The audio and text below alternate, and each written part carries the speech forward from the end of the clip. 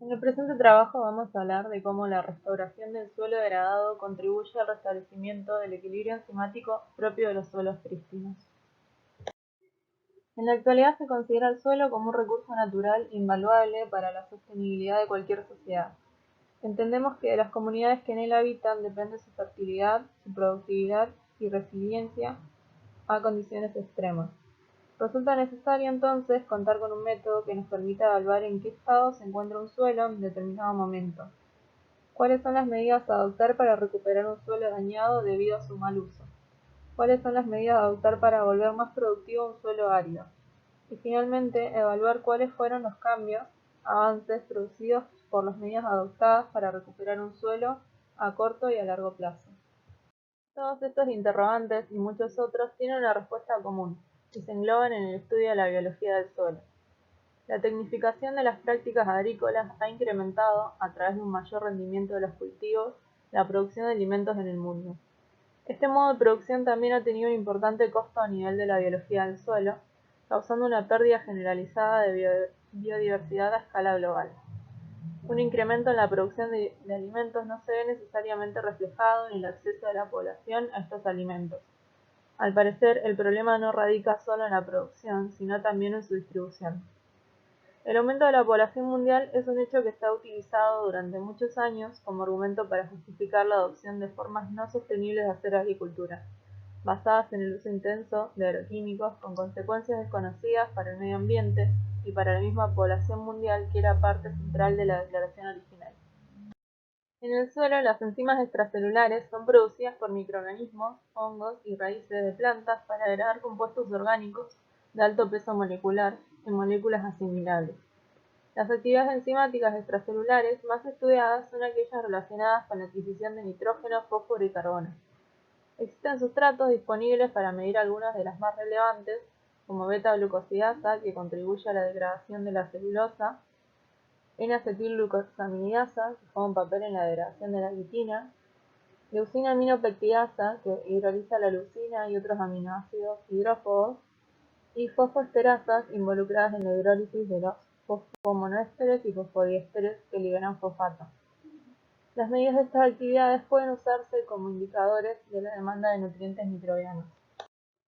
En este trabajo nos enfocamos en el estudio de la estequiometría de actividades enzimáticas. Este método asume que la adquisición de nitrógeno se puede calcular como el logaritmo de beta-glucosidasa y el logaritmo de la suma de N-acetilglucosaminidasa y leucina-aminopeptidasa, mientras que la adquisición de fósforo se puede calcular como la relación entre el logaritmo de beta-glucosidasa y el logaritmo de fosfatasas ácidas y alcalinas. En la imagen de la derecha vemos un metaanálisis de escala planetaria que demostró que en ecosistemas prístinos, es decir, no intervenidos por el ser humano, la relación de adquisición carbono-nitrógeno-fósforo, estimada a partir de las actividades enzimáticas en la capa superior del suelo, convergen en 1-1-1 a escala global, lo que sugiere que los microorganismos del suelo existen en homeostasis estequiométrica de elementos. Nuestra hipótesis es que en un suelo con manejos no sustentables, este equilibrio se pierde. Por el contrario, el equilibrio puede ser restaurado aplicando técnicas de conservación del suelo. Trabajamos con datos obtenidos a partir de 4 papers publicados, obteniendo un total de 352 mediciones de actividades de las enzimas mencionadas. Estos trabajos tienen en común haber analizado distintas estrategias de recuperación de suelos degradados. En la imagen vemos los datos obtenidos a partir de 2 papers. El paper de Simsabaugh 2008, Puntos Celestes, analiza los suelos prístinos. A partir de estos datos se obtuvo la relación 1-1-1 de adquisición carbono-nitrógeno-fósforo. Los puntos naranjas provienen del paper de Puig et al. 2021. En dicha publicación se parte de suelos inclinados, donde se cultivó por mucho tiempo soja y mijo, con lo cual estos suelos estaban bastante degradados. Se inicia luego un periodo de recuperación de estos suelos durante 30 años. Los tratamientos aplicados incluyen pastizal natural, matorral natural, pastizal artificial, matorral artificial, que en este caso la diferencia entre natural y artificial fue que en los naturales se dejaron crecer especies silvestres, mientras que en los artificiales se implantaron en las especies seleccionadas. También otros tratamientos incluyen bosque económico y bosque ecológico. Y se utilizó un suelo que continuaba el tratamiento anterior de cultivo de soja y mijo como control.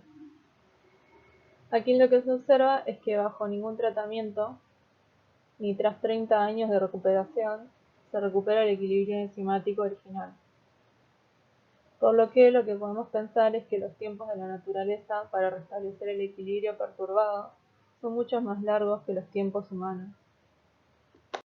Ahora agregamos los datos de un tercer paper, Osborne et al. 2018, representados en los puntos verdes. En este trabajo lo que se hace es intentar controlar la invasión por un arbusto Rhododendron máximo. Este arbusto suprimió el establecimiento de los árboles nativos, limitando la disponibilidad de luz y nutrientes. Los tratamientos consistieron en cortar los árboles y aplicar herbicida en los tocones cortados, o remover el horizonte orgánico del suelo, ambos y un control sin remoción. Tras cortar los árboles se dejó pasar 2 años y tras eliminar el horizonte orgánico 1 año. Lo que se observa es que estas muestras están aún más alejadas del equilibrio enzimático que las muestras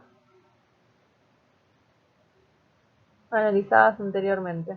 Una de las posibles razones es que el tiempo desde el tratamiento no fue suficiente para restablecer el equilibrio enzimático. Finalmente se agregan los datos del último trabajo a analizar.